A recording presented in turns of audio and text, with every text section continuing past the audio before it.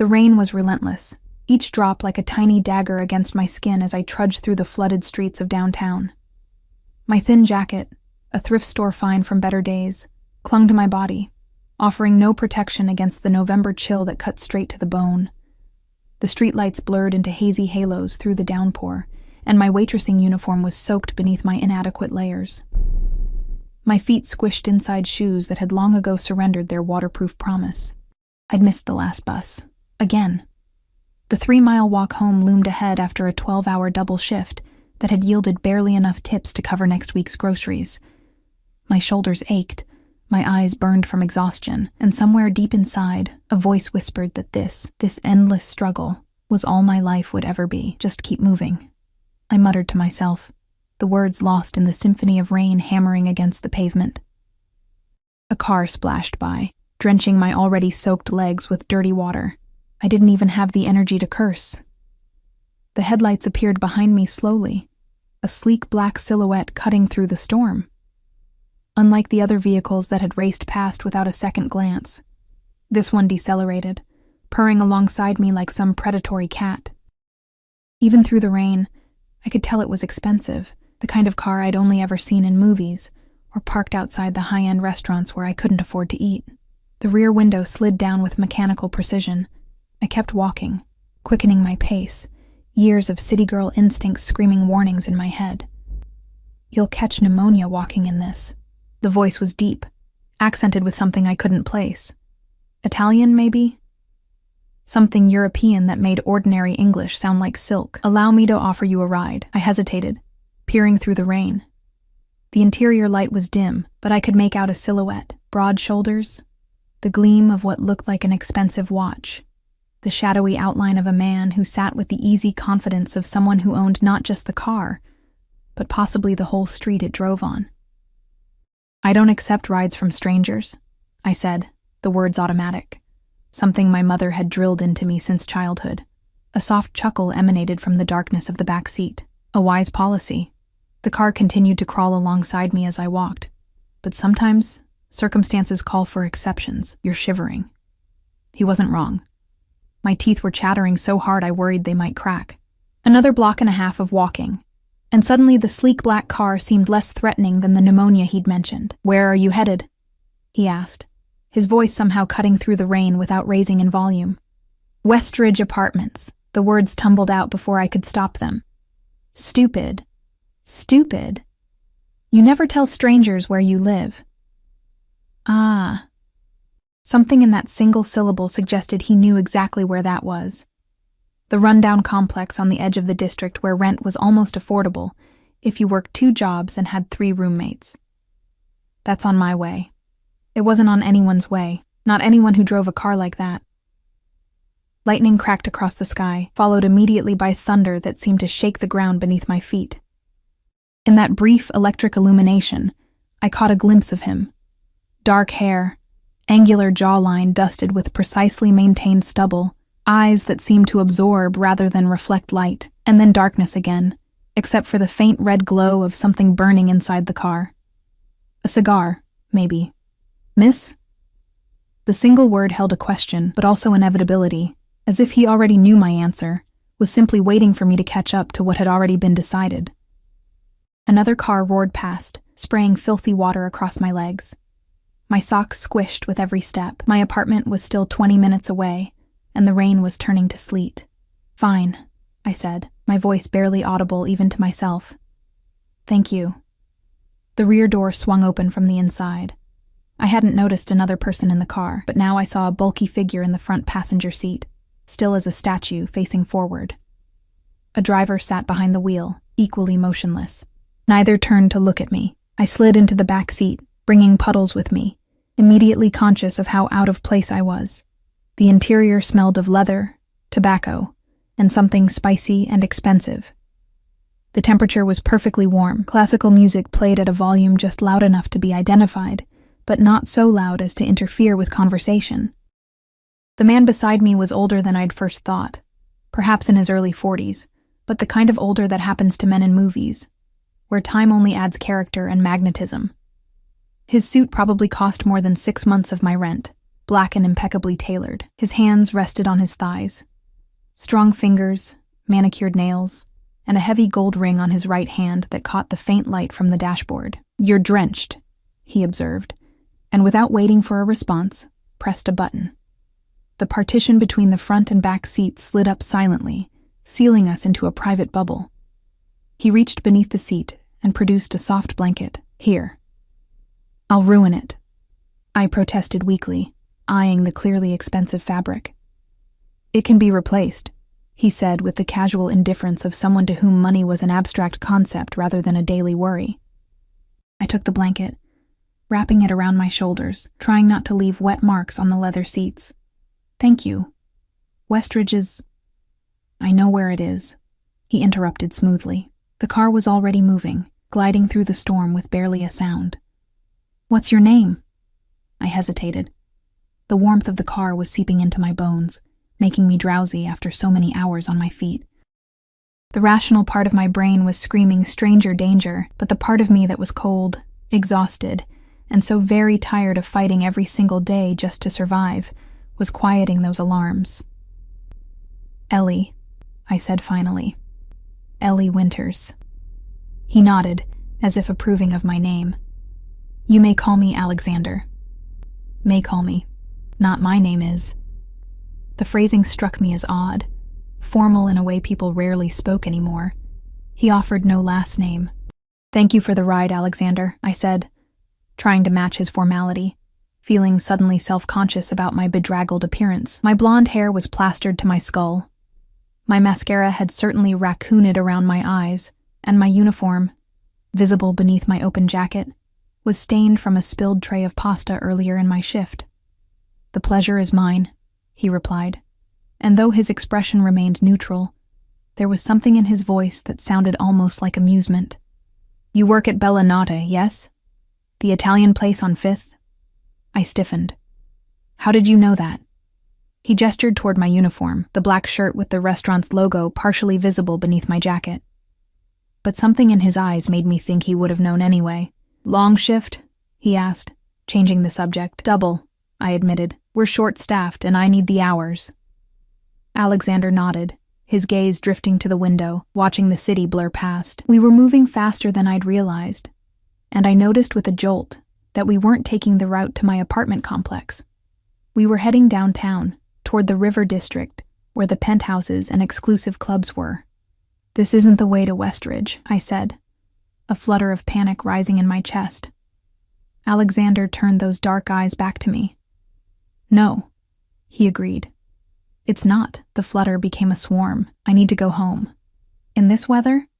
To an apartment with, if I had to guess, unreliable heating and questionable security?" He spoke as if discussing the weather, not making assumptions about my living situation that were uncomfortably accurate. "I have a better suggestion." The car slowed, turning into a private drive I'd passed 100 times, but never seen beyond the imposing gates. The kind of exclusive address that appeared in society pages and real estate listings with price upon request. "What are you doing?" My voice came out higher than I intended. "I never agreed to shelter from the storm in appropriate accommodations," Alexander finished for me. "No, you didn't. But I'm offering regardless. A warm meal, dry clothes, and a proper place to rest. Nothing more." His eyes held mine, unblinking. "Unless, of course, you prefer I return you to your situation." The way he said it made Westridge sound like a war zone. And maybe it wasn't far off. The constant police sirens, the deals happening in the stairwells, the locks that didn't quite work on the building's back entrance. I should have demanded he take me home. I should have been terrified, but something in the way he looked at me, like he could see all the exhaustion, all the grinding poverty, all the dead-end days stretching behind and ahead of me, made me hesitate. It was that moment of hesitation that changed everything, because in that brief second where I didn't immediately refuse, he took my silence as assent. The car passed through the gates, which closed behind us with an ominous finality. "Just until the storm passes," I said weakly, knowing even as I spoke that I had made a terrible mistake. The car circled a fountain and stopped before a mansion that loomed against the stormy sky like something from another century. All stone and columns and windows glowing with warm light. "Of course," Alexander agreed, his lips curving into the barest suggestion of a smile, just until the storm passes. Thank you all so much for following this story. If you're enjoying, don't forget to like and subscribe because your support is important for me to continue here. I don't remember falling asleep. The last thing I recall was Alexander leading me through massive double doors into a foyer larger than my entire apartment. There were people, staff I assumed, who materialized and vanished like ghosts at the edges of my vision. Someone took my wet jacket, someone else brought a towel. Alexander said something about a guest room, about dry clothes, about rest. Then nothing until I woke up in a bed that felt like floating on a cloud, surrounded by silk sheets in a room I didn't recognize. Panic seized me immediately, my heart hammering against my ribs as I bolted upright. The movement sent a wave of dizziness through me, and I clutched at the sheets, waiting for the room to stop spinning. Sunlight streamed through floor-to-ceiling windows partially covered by heavy curtains. The room was larger than any bedroom I'd ever been in, larger even than the entire floor plan of my shared apartment. "Where am I?" I whispered to the empty room, my voice sounding small and fragile in the vastness. Memories filtered back slowly. The rain, the black car, Alexander. I glanced down at myself and realized with horror that I wasn't wearing my clothes. Instead, I had on a silk nightgown that probably cost more than a month's wages. Someone had changed me while I was unconscious. The thought made my skin crawl. Beside the bed was a small table with a glass of water and 2 pills, white, unmarked. A note in elegant handwriting said simply, "For the fever." Fever? I touched my forehead, surprised to find it burning hot. Now that I was more aware, I could feel the ache in my joints, the heaviness in my chest. Had I been sick last night? Was that why I couldn't remember anything after arriving at this place? On a chair near the window lay a set of folded clothes, not my clothes, but a soft-looking pair of pants and a cashmere sweater in a shade of blue that would match my eyes perfectly. The coincidence, or deliberate choice, sent another chill through me. I needed to leave. Now. Ignoring the pills, I swung my legs over the side of the bed and stood up, only to immediately crash back down as my knees buckled. The room spun violently, black spots dancing in my vision. I was definitely sick. Sicker than I'd been in years. A soft knock at the door made me freeze. "Miss Winters?" A woman's voice, formal but kind. "May I come in?" Before I could answer, the door opened and an older woman entered. She wore what looked like a housekeeper's uniform, pressed and perfect, her silver hair pulled back in a neat bun. She carried a tray with what smelled like soup and tea. "You're awake. Good." She smiled, but it didn't quite reach her eyes. Mr. Vitale was concerned. Vitale. So Alexander had a last name after all. "What happened?" I asked, my voice scratchy. "How did I get here? How long have I been asleep?" The woman, whose name badge read Mrs. Palmer, set the tray down on a table near the window. "You collapsed shortly after arriving last night. The doctor said it was exhaustion and the beginning of pneumonia. You've been asleep for nearly 18 hours. 18 hours? I'd missed my morning shift at the diner. I'd be fired for sure." "I need to call work," I said, looking around frantically for my phone, my purse, anything familiar. "I need to explain." "Mr. Vitale has taken care of it," Mrs. Palmer said, her tone suggesting this resolved the matter entirely. "Your employers understand you are ill and will hold your positions." Positions, plural. She knew I worked 2 jobs. What else did Alexander know about me? "Where are my things?" I demanded, trying to sound stronger than I felt. "My clothes, my phone?" "Your clothing is being cleaned and repaired," she replied calmly. "Your personal effects are in the drawer beside you. Mr. Vitale thought you might prefer something more comfortable to wear while you recover." She gestured to the outfit on the chair. I reached for the drawer and found my ancient phone, my keychain with its pepper spray attachment, and my wallet with its grand total of $27. At least they hadn't stolen from me yet. "I need to leave," I said, trying once more to stand, this time more carefully. The room only swayed slightly. Progress. "Mrs. Palmer's expression tightened almost imperceptibly. I wouldn't advise that in your condition, Miss Winters. The doctor recommended at least 3 days of bed rest. I don't have 3 days, I snapped, fear making me harsh. I can't afford to miss work. I can't afford a doctor. And I certainly can't afford whatever this is. I gestured around the opulent room. There is no cost to you, she said, her voice softening slightly. Mr. Vitale has insisted you remain as his guest until you've recovered. Guest. The word felt wrong, like calling a prisoner a resident. Why? I asked, the question that had been burning in my mind since I'd first seen that black car slow down beside me. Why would he help me? He doesn't know me. Mrs. Palmer's face remained carefully neutral. Mr. Vitale helps those he chooses to help. It's not my place to question his reasons. She moved toward the door. I suggest you eat, take your medicine, and rest. Mr. Vitale will visit you this evening. The door closed behind her with a soft click that somehow sounded as final as a prison cell locking. I sank back onto the bed, my legs too weak to keep me standing. What had I gotten myself into? More importantly, how was I going to get out? I glanced at the phone in my hand. No signal. Of course. With nothing else to do, I picked at the soup, a rich homemade chicken broth that was admittedly the most delicious thing I'd tasted in months, and reluctantly took the pills. If they'd wanted to drug me with something nefarious, they'd had 18 hours to do it while I was unconscious. After eating, I felt strong enough to explore the room. It was a suite, really. Bedroom connected to a lavish bathroom with a shower and tub that could have fit 4 people, and a sitting area with bookshelves and a fireplace. The windows overlooked manicured gardens that stretched to a stone wall in the distance. Beyond that, I could see the glitter of the river and the city skyline. We were definitely in the exclusive riverfront district, but set apart from the other mansions, isolated on what looked like private grounds.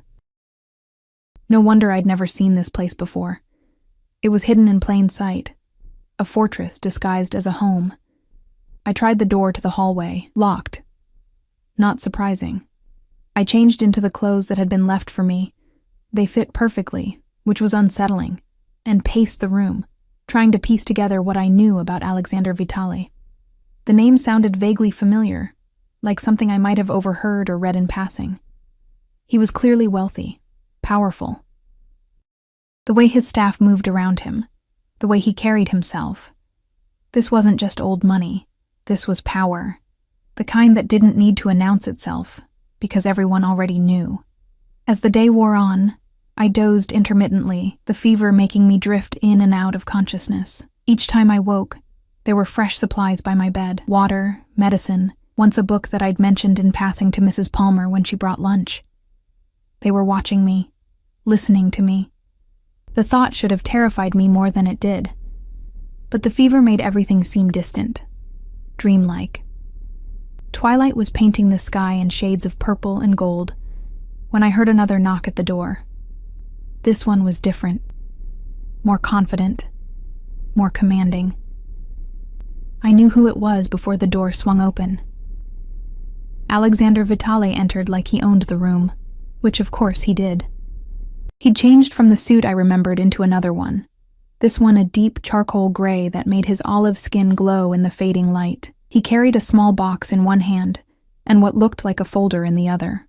"Ellie," he said, my name in his mouth sounding somehow intimate.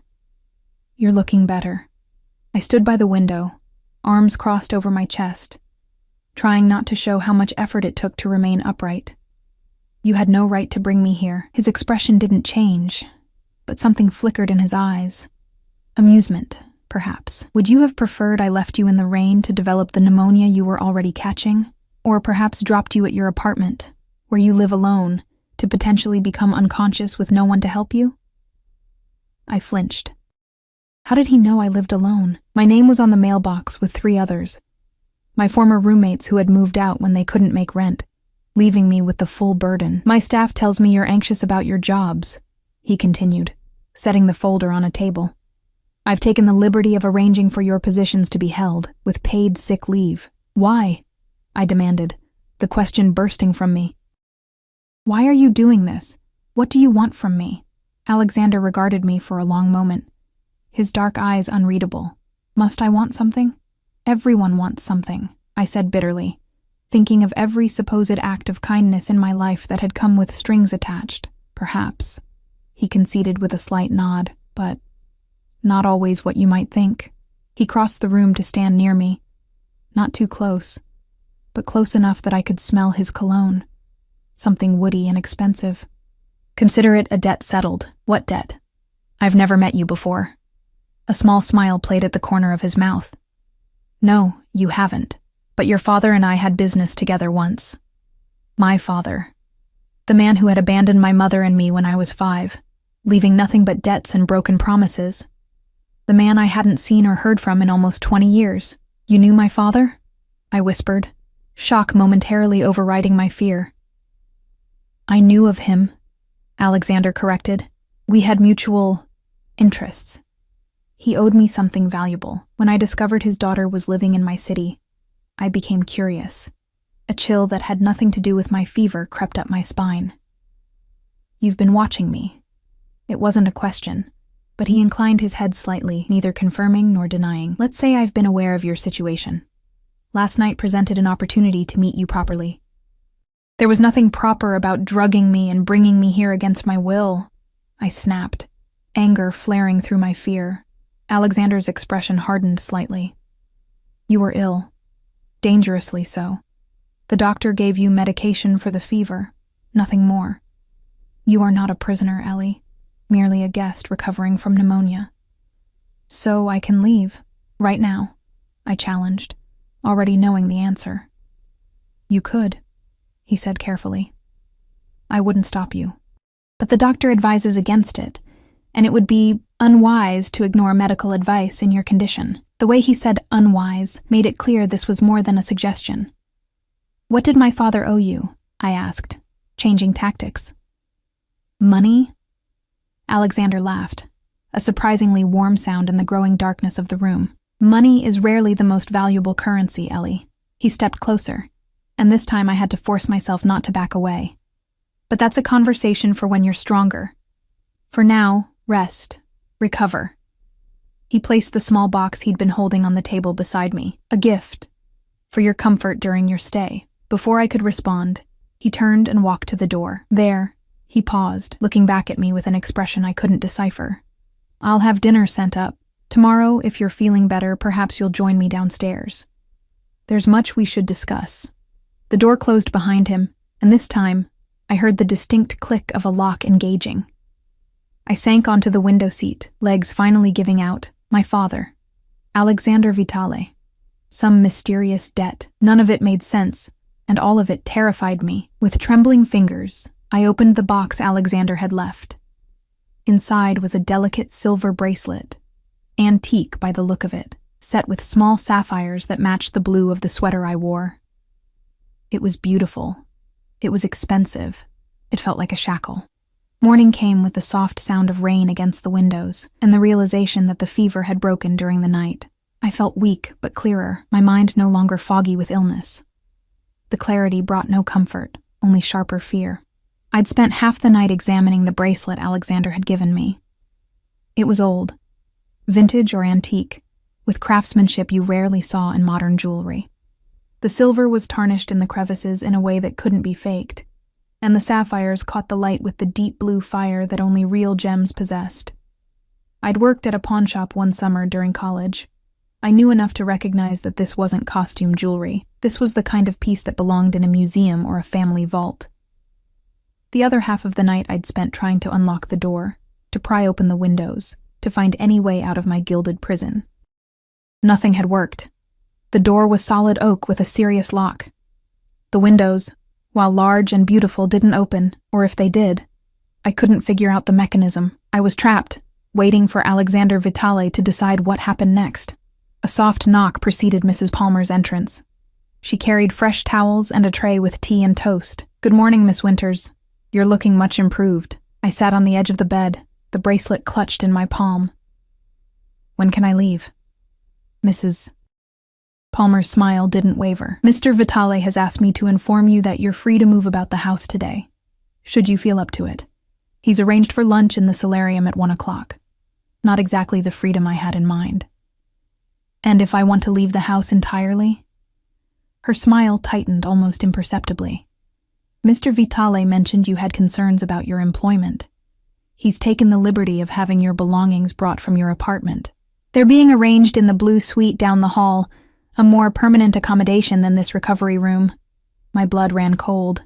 He went into my apartment? Mr. Vitale has people who handle such matters, she replied, as if that made it better somehow. He thought you might be more comfortable with your own things around you during your convalescence. Convalescence.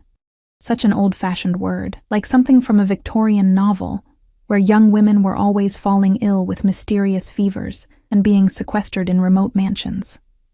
How long does he expect me to stay? I asked, fighting to keep my voice steady. Mrs. Palmer arranged the tea things on the bedside table with precise movements. That would be a matter for you to discuss with Mr. Vitale, miss. Where is he now? Mr. Vitale attends to business in the mornings. He's quite busy until lunch. She glanced at my clenched fist. I see he gave you the Winterset bracelet. It's been in the family collection for generations, waiting for the right wrist. The name struck me like a physical blow. Winterset? Mrs. Palmer nodded. A remarkable coincidence with your surname, isn't it? Though perhaps Mr. Vitale doesn't believe in coincidences. She left me with more questions than answers, the bracelet suddenly feeling heavier in my hand. Winterset. My last name was Winters, not Winterset. But it was close enough to make me wonder what Alexander really knew about my father, about my family. After forcing down some toast and tea to build my strength, I decided to test the boundaries of my new freedom. I changed into another outfit that had been left for me, a pair of jeans and a sweater that, like everything else in this place, fit me perfectly, and ventured into the hallway. No one stopped me. In fact, the corridor was eerily empty, though I had the distinct feeling I was being watched. The house was even larger than I'd imagined, a maze of hallways and rooms that spoke of old money and power.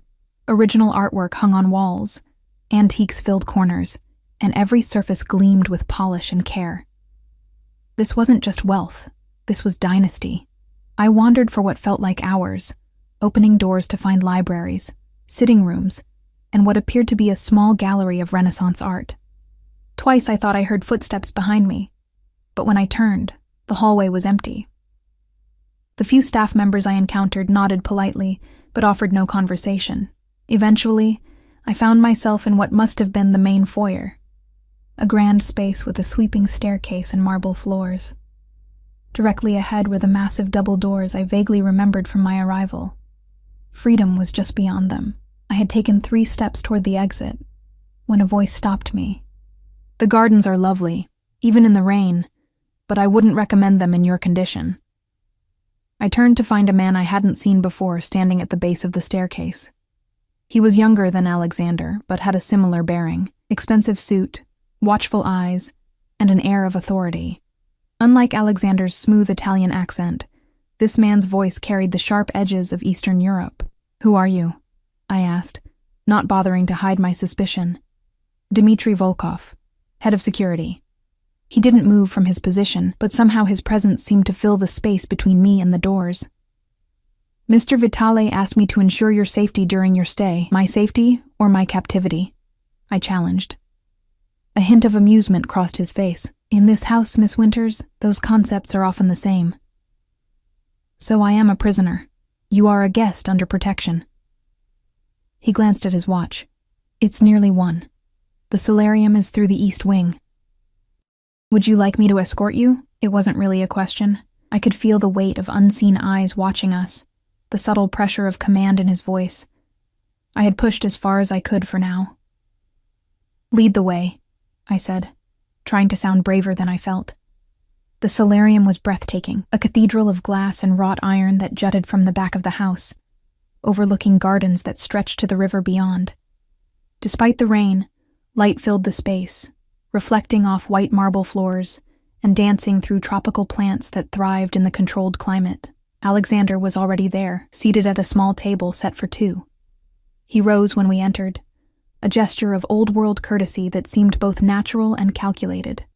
Ellie, he said, his voice warm as if greeting a friend he'd known for years. You look much better today. I trust you slept well? I ignored the pleasantry, You broke into my apartment. If my bluntness surprised him, he didn't show it. I arranged for your belongings to be collected, yes. Your lease has been paid through the end of the year, should you wish to return. He gestured to the chair across from him. Please sit. You're still recovering. I don't want to sit. I want answers. What did my father owe you? Why am I here? What is this? I held up the bracelet I'd brought with me. Alexander's expression softened, and for a moment he looked almost sad. So many questions, and all connected. Please, Ellie. Sit. Eat. I promise I'll explain. My legs were already trembling from the morning's exertion, my body reminding me that I was still weak from illness. I sat, if only to avoid collapsing. A server appeared from nowhere, setting down plates of food that looked like art. Delicate arrangements of color and texture that made my usual meals seem like gruel in comparison. You said my father owed you something valuable, I said, ignoring the food. What was it? Alexander took his time answering, cutting a piece of his salmon with precise movements. Your father, James Winters, or James Winterset, as he was born, came from a family much like mine. Old connections, old wealth, old responsibilities. The name hit me like a physical blow. Winterset. My father's name was Winters. He changed it when he ran away with your mother, Alexander said calmly. A fresh start, I believe he called it. A chance to escape the family business. My hands trembled as I reached for the water glass. What business? Alexander's dark eyes held mine. The same business I'm in, Ellie, the business of power. You're being deliberately vague, I accused. A slight smile touched his lips. Some things are better left unnamed in certain conversations. Let's say your father and I operated in similar circles, with similar interests, until he decided to leave that life behind. You're talking about something illegal. My voice dropped to a whisper as understanding dawned. The expensive cars, the security, the isolated mansion, the way everyone deferred to him with that particular mix of respect and fear. You're in the Mafia. Alexander didn't confirm or deny it, but his silence was answer enough. And my father? I pressed, my world tilting beneath me. The Winterset family has controlled certain interests in this region for generations, he said carefully. When your father left, it created a vacuum, one that my family eventually filled. I struggled to reconcile this information with the vague memories I had of my father, a quiet man who read me bedtime stories and always smelled of mint gum. I don't believe you. Alexander reached into his jacket and removed a photograph, sliding it across the table to me.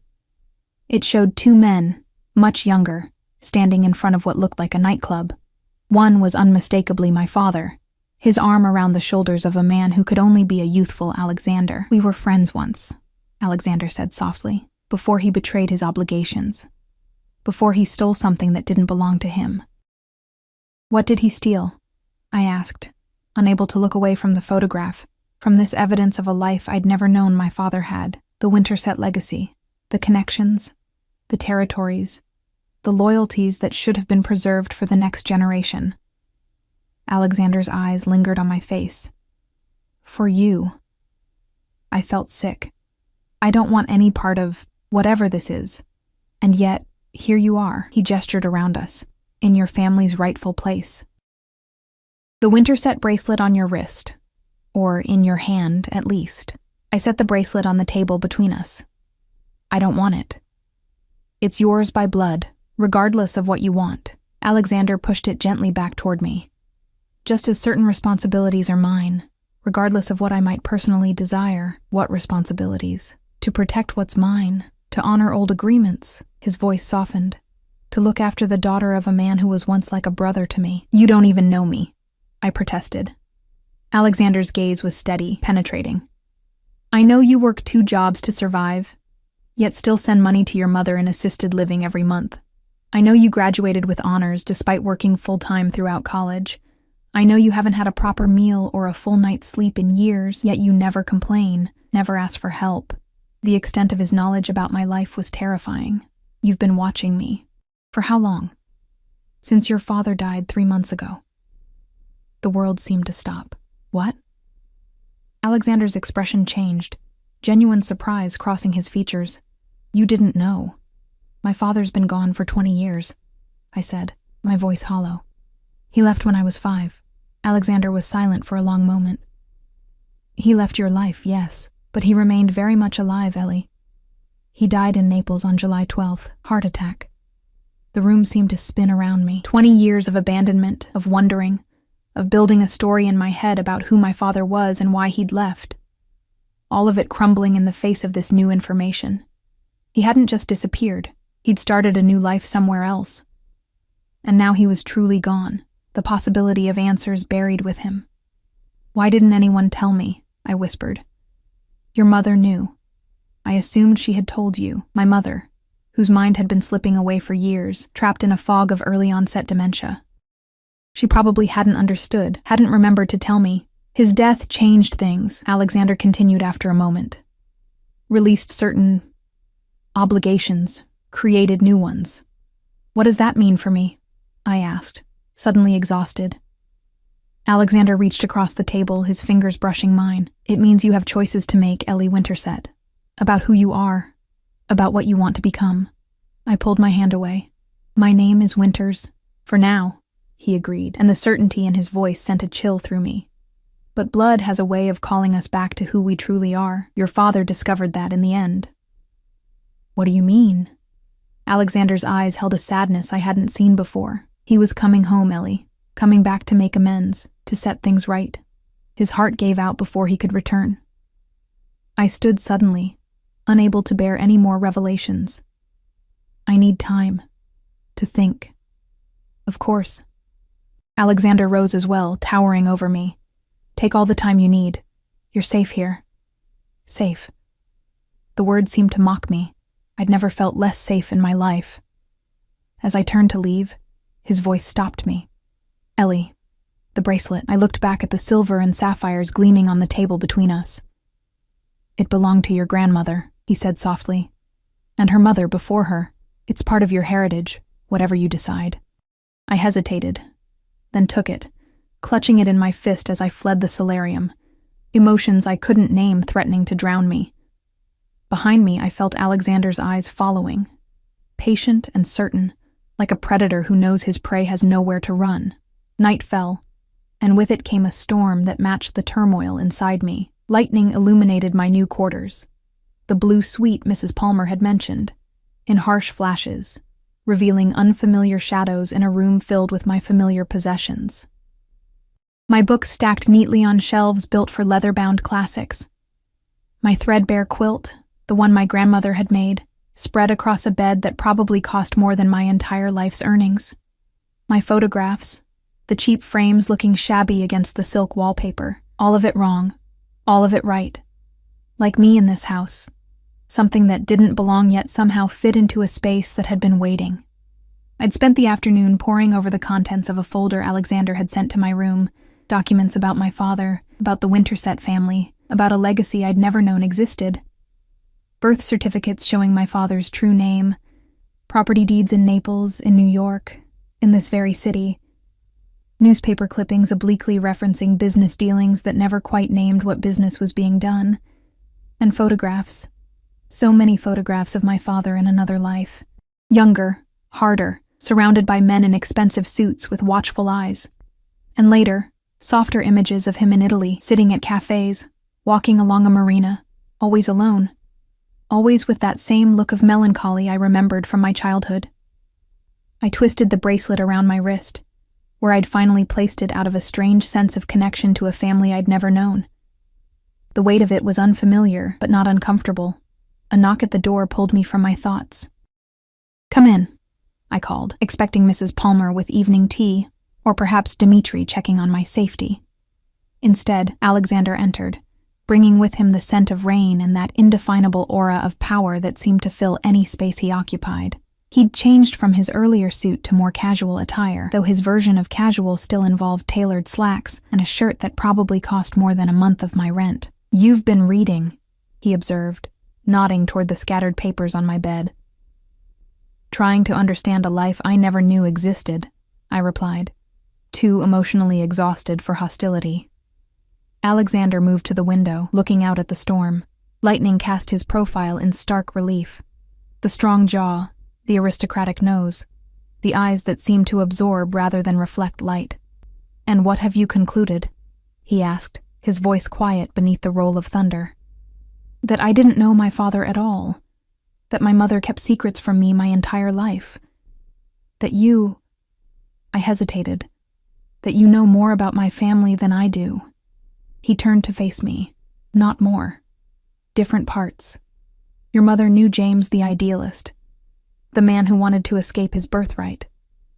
I knew James the heir, the reluctant prince of an empire built in shadow. And which was the real him?" Alexander's expression softened slightly. "Both. Neither. We all wear different faces for different worlds, Ellie. Like you're doing now?" I challenged, finding a spark of my earlier defiance. "Playing the gracious host instead of— what, the ruthless crime boss?" A brief smile touched his lips. "Is that what you think I am? Isn't it what you've been implying? All this talk of family business and territories and power?" I stood up, suddenly needing to be on more equal footing. "Stop dancing around it.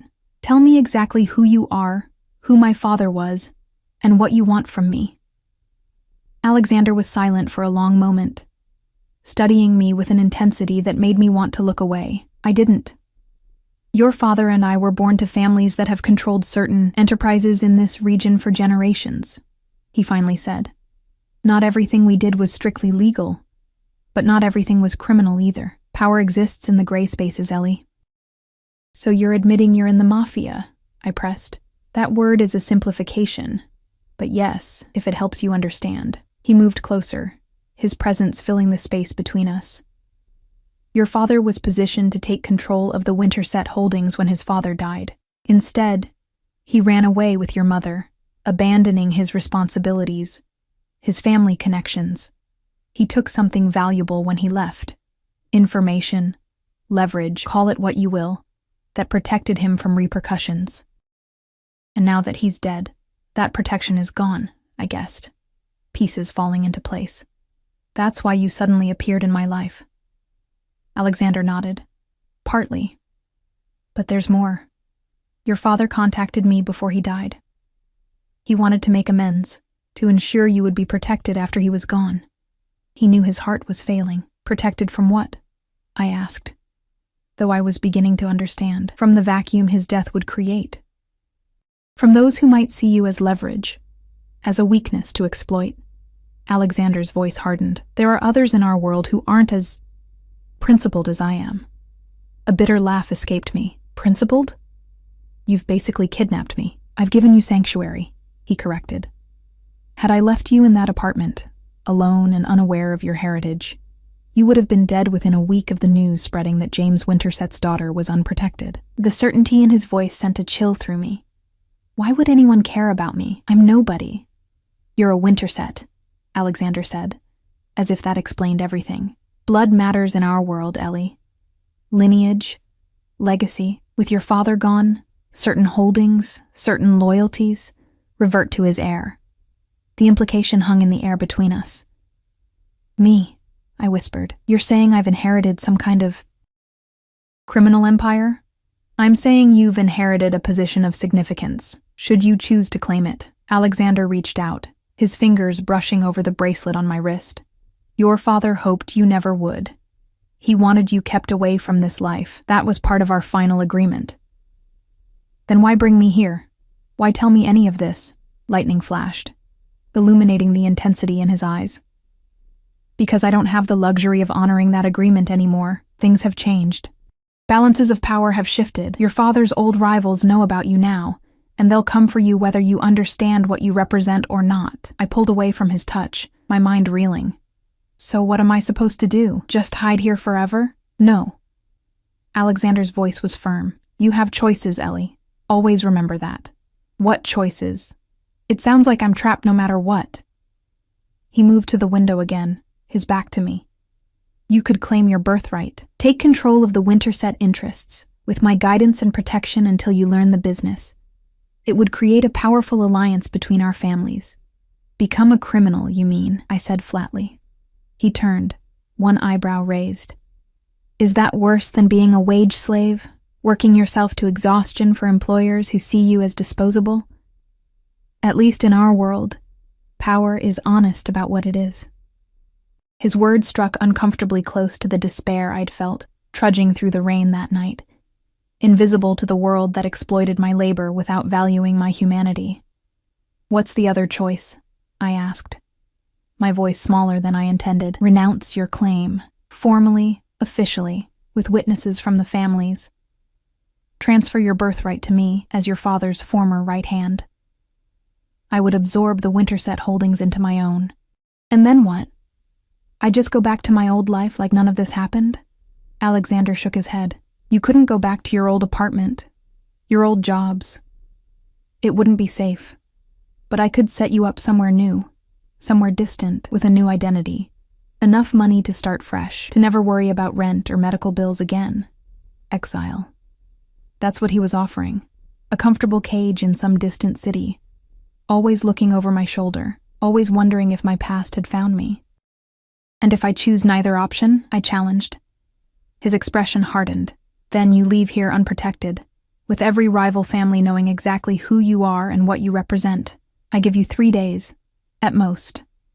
The casual certainty with which he predicted my death sent ice through my veins. I sat on the edge of the bed, legs suddenly unable to support me. "Why are you really doing this?"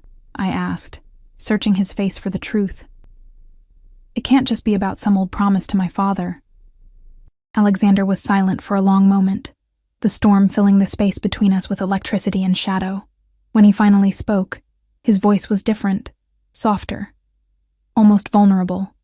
"I loved your father like a brother.